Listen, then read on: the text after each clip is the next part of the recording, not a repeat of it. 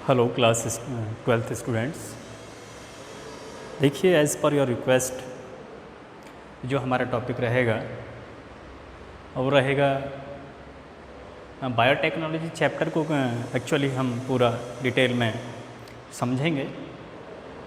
इससे पहले जो भी आपने अपना सिलेबस कंप्लीट किया वो ठीक है, लेकिन मैं चाहता हूँ कि आप बायोटेक्नोलॉजी को अच्छे से समझें और मैं आज बायोटेक्नोलॉजी से ही स्टार्ट करने जा रहा हूँ। जो हमारे इसमें सब हेडिंग्स रहेंगे वो रहेंगे firstly introduction to the biotechnology, next one is old biotechnology, modern biotechnology, then principles of biotechnology, that is genetic engineering and chemical engineering. इसके नेक्स्ट हम पढ़ेंगे what is recombinant DNA technology और इसकी हिस्ट्री क्या रही है रिकॉम्बिनेंट डीएनए टेक्नोलॉजी की। चलिए डिस्कस करते हैं बायोटेक्नोलॉजी के बारे में कि बायोटेक्नोलॉजी आखिर है क्या। देखिए, अगर हम बायोटेक्नोलॉजी पर गौर करें तो ये दो वर्ड से मिलकर बना हुआ है, बायो और टेक्नोलॉजी। मिस बायोलॉजी के अंदर भी हमने क्या लाया है, टेक्नोलॉजी लाई है। इसलिए ये जो न्यू साइंस आई एक बायोलॉजी की, उसका नाम हुआ बायोटेक्नोलॉजी। अब आखिर कैसे बायोलॉजी में टेक्नोलॉजी कैसे? बायोलॉजी में तो हम लिविंग ऑर्गेनिज्म को पढ़ते हैं, तो लिविंग ऑर्गेनिज्म के अंदर भी आपने क्या मॉडिफिकेशन कर दिया? क्या उसमें आपने अकॉर्डिंग आर्टिफिशियली टेक्नोलॉजी का यूज़ कर दिया? जी हाँ, कुछ ऐसा ही था। लेकिन अगर बात करें कि बायोलॉजी में जो टेक्नोलॉजी है क्या वो आज ही आई है, क्या वो अभी इसी लेटेस्ट वाली सेंचुरी में भी ही आई है, या इससे पहले भी आप बायोटेक्नोलॉजी का यूज़ किसी तरीके से करते रहे हैं? देखिए, अगर हम गौर करें तो बायोटेक्नोलॉजी का यूज़ हम आज से नहीं कर रहे हैं अपनी ज़िंदगी में, अपने जीवन में। जब से इंसान ने दूध से दही जमाना सीखा, दूध से छाछ बनाना सीखा, या विनेगर बनाना सीखा, अल्कोहल बनाना सीखा, ये आज की बात नहीं है। तब से ही कहीं ना कहीं जाने अनजाने में ह्यूमन बीइंग किसका यूज़ कर रहे थे? बायोटेक्नोलॉजी का यूज़ कर रहे थे। क्योंकि मिल्क से कर्ड बन जाना इतना आसान नहीं है। उसमें भी आज हम जानते हैं कि उसका जो रोल है, उसमें किसका रोल है? लैक्टोबैसिलस एक बैक्टीरिया है, इसका मेजर रोल है उसमें कि मिल्क से क्या बन जाएगा? मिल्क होगा और मिल्क से आपको क्या मिल जाएगा? कर्ड मिल जाएगा। कैसे? With the help of lactobacillus bacteria. इस कहीं ना कहीं टेक्नोलॉजी तो थी, लेकिन हम अनजान थे। ये तो रही ओल्ड बायोटेक्नोलॉजी के बारे में बात। अब बात करते हैं कि फिर मॉडर्न बायोटेक्नोलॉजी में क्या किया आपने।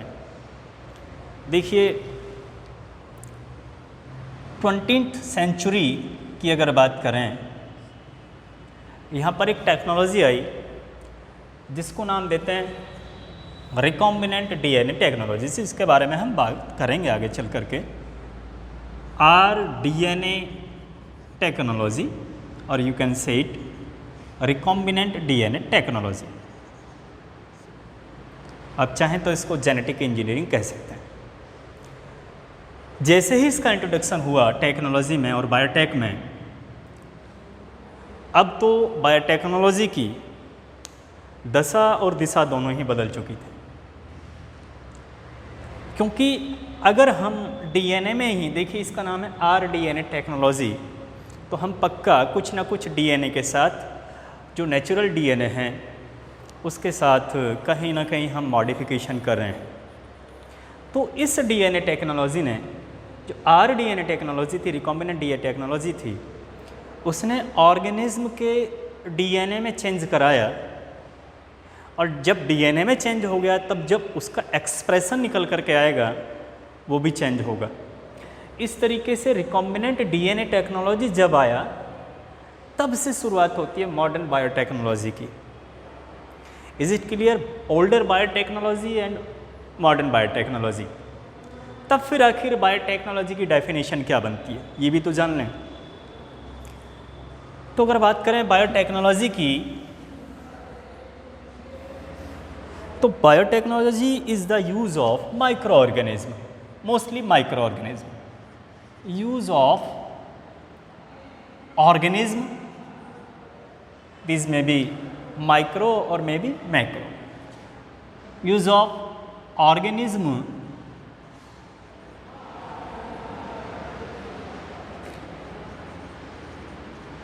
their processes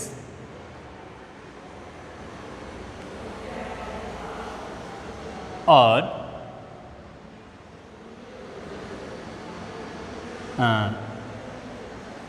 their cellular metabolism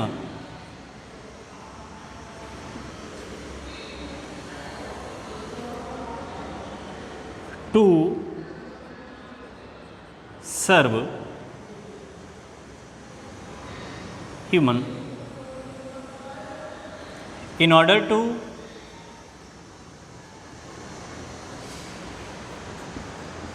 upgrade life और ह्यूमन लाइफ।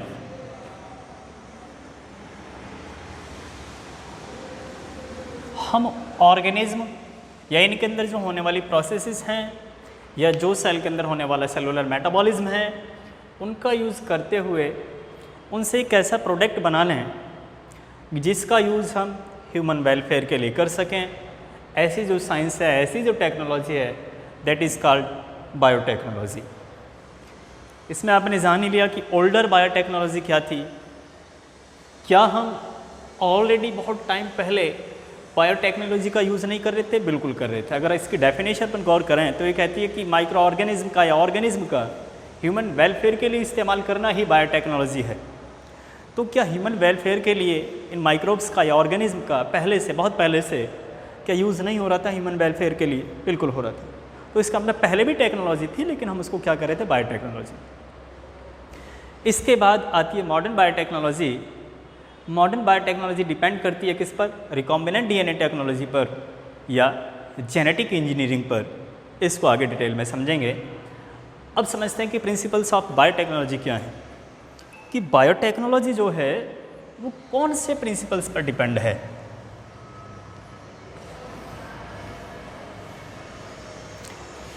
एक्चुअली बायोटेक्नोलॉजी के दो प्रिंसिपल्स हैं, एक है जेनेटिक इंजीनियरिंग, एक है केमिकल इंजीनियरिंग।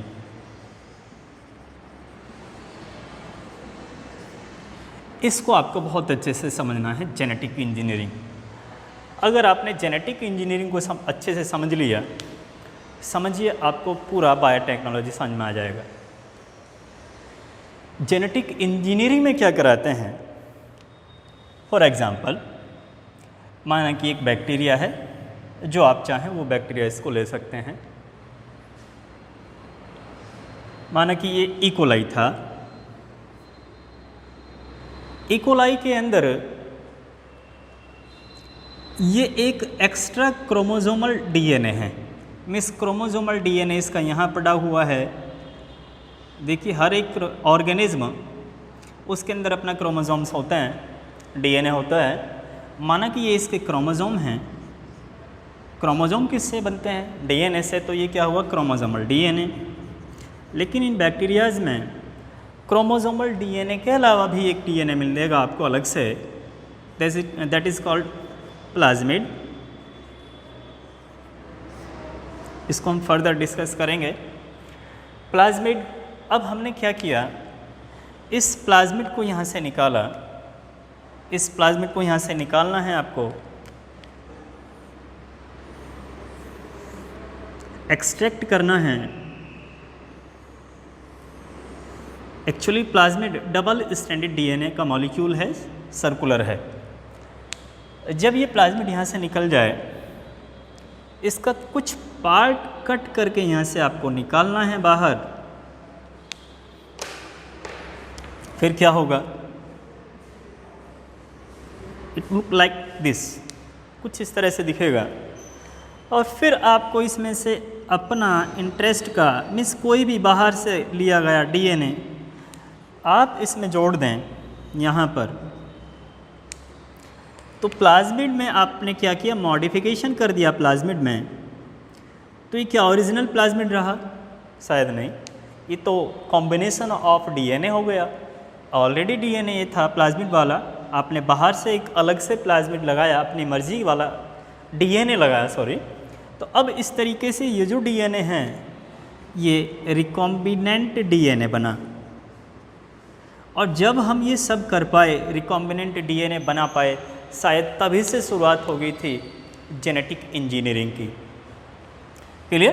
तो ये जो आप कर रहे हैं जेनेटिक इंजीनियरिंग में मीन्स हमको क्या करना है, हमने डीएनए को मॉडिफाइड करना है, हमने किसी भी ओरिजिनल जो डीएनए है किसी भी ऑर्गेनिज्म का, उसका मॉडिफिकेशन करना है अपने according. That is called genetic engineering. Genetic क्यों? क्योंकि जीनोम या जीन्स के साथ कर रहे हैं। जीनोम या जीन्स क्या है? डीएनए है। तो हम डीएनए के साथ इंजीनियरिंग कर रहे हैं, किया ना, डीएनए के साथ इंजीनियरिंग की हमने, तो इसलिए हम इसको नाम देते हैं genetic engineering. Clear? Chemical engineering में क्या करेंगे हम, जो हमारे पास ये रिकॉम्बिनेंट डीएनए आया है, इसको एक किसी दूसरे वाले बैक्टीरिया में इंसर्ट कराएंगे। ये इंसर्ट करा दिया, लेकिन कैसा? Recombinant DNA. Is it clear? इसको इंसर्ट करा दिया। इंसर्ट कराने के बाद अब जो ये अपने आप को एक्सप्रेस करेगा, जेनेटिक्स में आपने पढ़ा था कि डीएनए अपने आप को एक्सप्रेस करता है। पहले डीएनए आरएनए बनाएगा, आरएनए के बाद प्रोटीन्स बनते हैं, प्रोटीन्स क्रिएट करे जाते हैं। तो ये जो प्रोटीन्स बनाएगा उसमें आपके टाइप वाले प्रोटीन्स होंगे, क्योंकि इंस्ट्रक्शन अब आप दे चुके हैं इसको, क्योंकि आप बाहर से अपने टाइप का डीएनए इसके अंदर इंसर्ट कर चुके हैं। तो ये जो भी ऑर्गेनिज्म हैं, जब इसके अंदर प्रोटीन्स बनेंगे तो वो आपके अकॉर्डिंग भी बनेंगे, क्योंकि आपने बाहर से अपना एक डीएनए इसके अंदर इंसर्ट कर दिया। अब जब ये प्रोडक्ट या प्रोटीन्स के रूप में प्रोडक्ट बाहर आएंगे आपके पास, ये जो भी कुछ प्रोडक्ट बनाएगा प्रोटीन्स बाहर आएंगे, हम इनका यूज़ करेंगे ह्यूमन वेलफेयर के लिए। लेकिन अब इसको हम कल्टीवेट कहाँ पर करें या इसका कल्चर कहाँ पर करें, तो उसके लिए हम ये सोचते हैं कि इसको एक बेहतर एनवायरनमेंट दिया जाए बैक्टीरिया को, जिससे फ्लोरिश हो सके, ज़्यादा से ज़्यादा रिप्रोडक्शन कर सके और ज़्यादा से ज़्यादा हमें प्रोडक्ट मिल सके या प्रोटीन्स मिल सकें।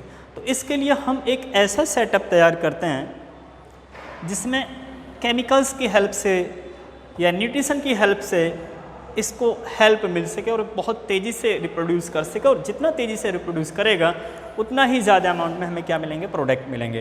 तो यहाँ पर जो केमिकल हेल्प दी जाती है इसको, या इसको जो न्यूट्रिशन दिया जाएगा, दैट इज़ केमिकल इंजीनियरिंग। वो केमिकल इंजीनियरिंग के अंडर आएगा, लेकिन हमें अच्छे से समझना होगा जेनेटिक इंजीनियरिंग को पहले। क्लियर? जेनेटिक इंजीनियरिंग की बात हुई, केमिकल इंजीनियरिंग की बात हुई। अब बात करते हैं फिर से रिकॉम्बिनेंट डीएनए टेक्नोलॉजी की हिस्ट्री क्या रही है। क्या ये अब से 10-20 साल पुराना है या कहीं और ज़्यादा पुराना है रिकॉम्बिनेंट डीएनए टेक्नोलॉजी?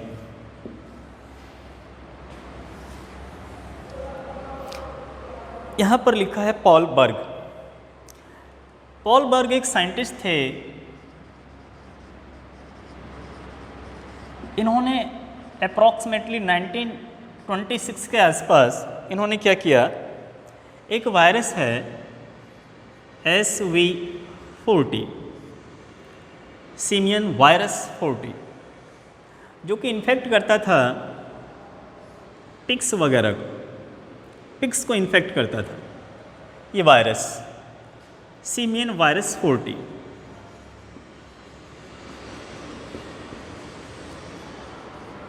इसका डीएनए एक्सट्रैक्ट किया, यहाँ से डीएनए लिया और एक डीएनए लिया बैक्टीरियोफेज से। बैक्टीरियोफेज का डीएनए आप शायद जानते हो बैक्टीरियोफेज के बारे में, कि बैक्टीरियोफेज बैक्टीरिया के ऊपर फीड करते हैं, जस्ट लाइक दिस। ये बैक्टीरियोफेज का अपना डीएनए भी इसके पास होता है। अब इन्होंने क्या किया, यहाँ से बैक्टीरियोफेज का क्या ले लिया, डीएनए ले लिया, और यहाँ से सीमियन वायरस 40 का डीएनए ले लिया।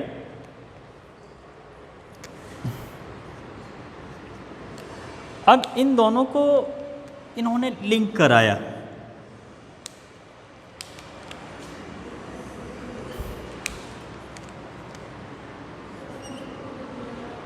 लिंक करने के बाद हमारे पास बना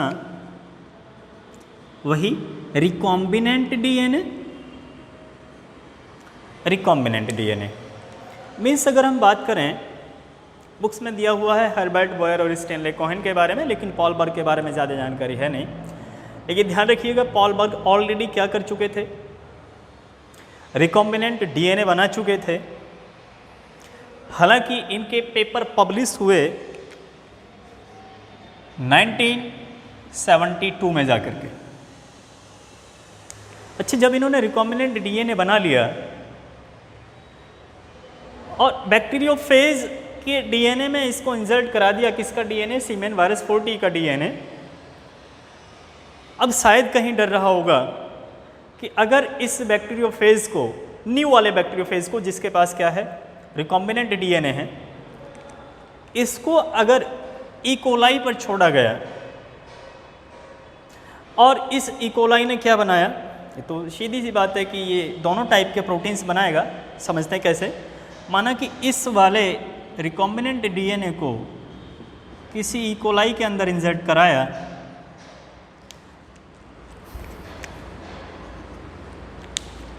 ये रिकॉम्बिनेंट डीएनए।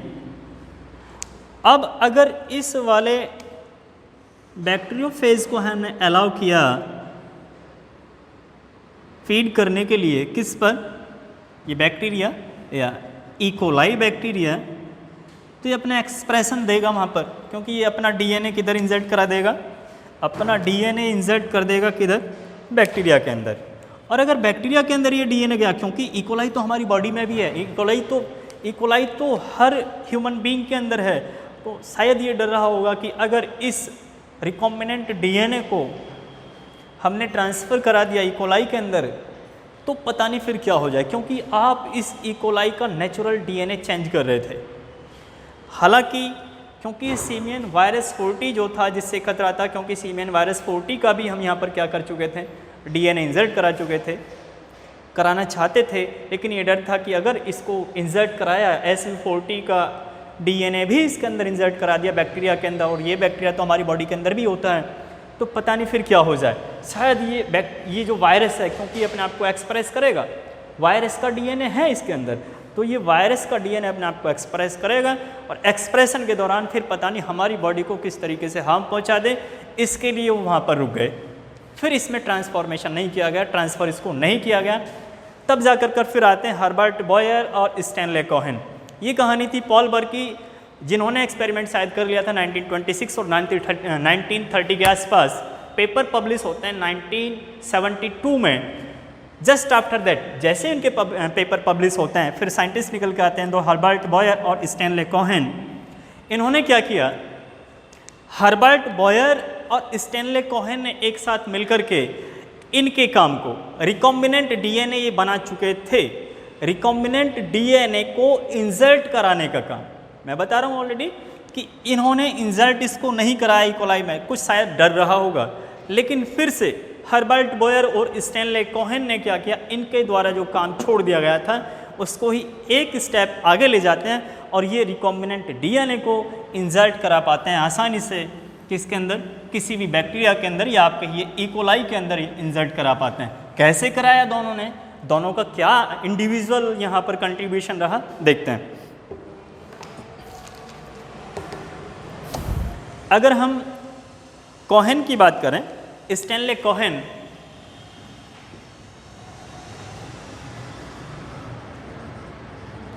स्टैनले कोहेन ने ऐसी टेक्नोलॉजी फाइंड आउट कर ली थी कि वो इकोलाई के अंदर जो पाए जाने वाला ये एक्स्ट्रा क्रोमोसोमल डीएनए है, जिसको अभी आपने प्लाज्मिड नाम दिया, दैट इज कॉल्ड प्लाज्मिड।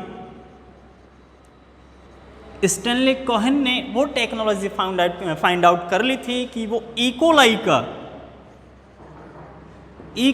का प्लाज्मिड यहाँ से एक्सट्रैक्ट कर लें और एक्सट्रैक्ट करने के बाद आसानी से इसको इकोलाई के ही अंदर इंसर्ट करा सकते थे।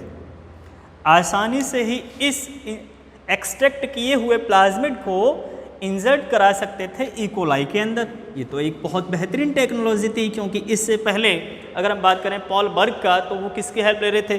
वो बैक्टीरियोफेज की हेल्प ले रहे थे, लेकिन इन्होंने बैक्टीरियोफेज की हेल्प नहीं ली। वो जिस तरीके से भी वो कराना चाहे, लेकिन वो इजीली इसको ट्रांसफ़र करा सकते थे। साथ के साथ अब ठीक है, ट्रांसफ़र करना तो इनको आ गया, लेकिन हमें क्या भी चाहिए था? हमें इसको यहाँ से काटना भी पड़ेगा, क्योंकि अगर हम इस डीएनए में इकोलाई के ओरिजिनल या प्लाज्मिड डीएनए जो है, इसमें हम बाहर से अपना कोई डीएनए इंसर्ट कराना चाहते हैं, तो पहले इसको काटिए तो सही, उसके बाद ही तो आप बाहर से आए हुए किसी भी डीएनए को इसके साथ लिंक कर सकते हैं भाई। तो इसके लिए जो वर्क किया वो हर्बर्ट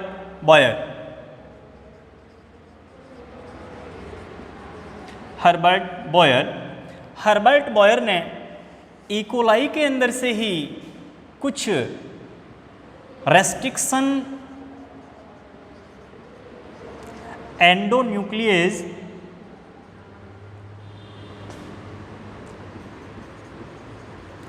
एक्सट्रैक्ट कर लिए, और रेस्ट्रिक्शन एंडोन्यूक्लियेज ही यहाँ पर सीजर्स का काम करते हैं। रेस्ट्रिक्शन एंडोन्यूक्लियेज एंजाइम्स हैं, कहाँ से लिए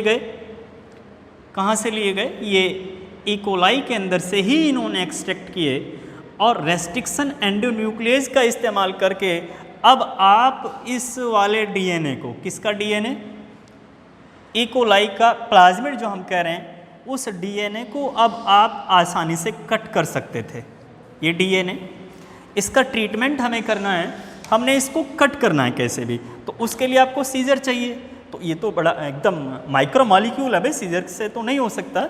उसके लिए हमें एक ऐसा एंजाइम चाहिए था, ऐसा एक केमिकल चाहिए था जो इसको काट सके, पर्टिकुलर सीक्वेंस से काट सके। उसके लिए हेल्प ली गई रेस्ट्रिक्शन एंडोन्यूक्लियेज की, जो कि किसने दिया? हर्बर्ट बॉयर ने दिया।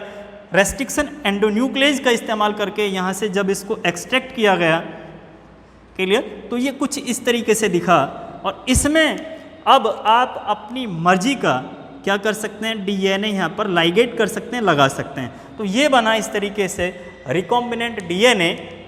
इसको तो पहले ऑलरेडी कौन भी बना चुके थे? पॉल बर्ग भी बना चुके थे। अब इसको ट्रांसफ़र करने की जब बात आती है, तो ट्रांसफ़र इसको करना इकोलाई में बहुत अच्छे तरीके से किसने दिया? स्टैनली कोहेन ने दिया। इसलिए आज भी अगर हम बात करें फादर ऑफ जेनेटिक इंजीनियरिंग की बात करें, कि फादर ऑफ जेनेटिक इंजीनियरिंग या father of recombinant DNA technology, तो शायद पॉल बर्ग को ही कहना ज़्यादा अच्छा होगा, क्योंकि इन्होंने ऑलरेडी रिकॉम्बिनेंट डीएनए बना लिया था, लेकिन ट्रांसफ़र नहीं किया, वो अलग बात है। बुक्स में लिखा है कि father of genetic engineering is ये Herbert Boyer and Stanley Cohen, लेकिन आप इसको भी भुला नहीं सकते पॉल बर्ग को, जिन्होंने ऑलरेडी क्या कर लिया था? रिकॉम्बिनेंट डीएनए बना लिया था, बस ट्रांसफ़र नहीं किया था। तो father of recombinant DNA technology is Paul Berg. हालांकि बहुत ज़्यादा टाइम उनको लग गया, एक्सपेरिमेंट किए और 1972 में पेपर पब्लिश हुए, और उसी ईयर में हर्बर्ट बॉयर ने और स्टैनली कोहेन ने आकर के इनके वर्क को फाइनल तक पहुंचा दिया। और ये एक हिस्ट्री रही इस तरीके से बायोटेक्नोलॉजी की। आगे जो हम पढ़ेंगे वो पढ़ेंगे कि इसको प्लाज्मिड को इंसर्ट कराना क्या आसान काम है, और अगर इंसर्ट करा दिया तो क्या वो इसको एक्सेप्ट कर भी लेगा इकोलाई या नहीं करेगा, वो अगली वाली वीडियो में हम देखेंगे।